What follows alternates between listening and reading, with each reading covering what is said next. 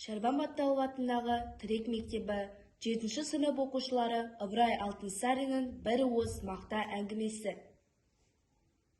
Бір кішкентай қыз әкесінің шапанын жамап отыр екен. Әжесі қасына отырып ақыл айтады. Қызым, осы дүниедегі жәндіктердің ешқайсысы құр қалмайды. Деп сол сөзді айтып отырғанда қыз бала киімін жамап болып, жердегі мақтаны қиқымын терезеден лақтырып далаға тастайды. Әжей, мен жаңағы қолданған мақтаны далаға лақтырып жібердім. Менің ойымша бұл ештеңеге жарай қоймас. Деп әжесі. Ол да құр қалмайды қызым. Деді. Осылайша сөйлесіп, терезеден қарап отырса, манағы мақтаны жер көтеріп ұшырды. Мұны бір торғай көтеріп, қуып барып, мақтаны тұмсығына тістеп қана алып, ұшып кетті. Қыз әжесінен.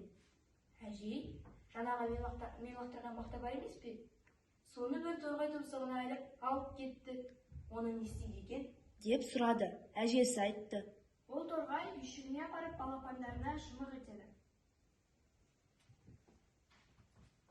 Қорытындылай келе, бұл әңгімеден еңбек ету және ысырапшылдыққа жол бермеу керектігін түсіндік.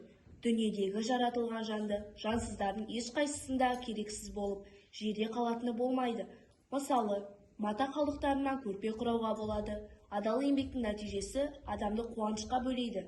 Адам өз мақсатына ерінбей, еңбек еткеннің арқасында ғана қол жеткізеді.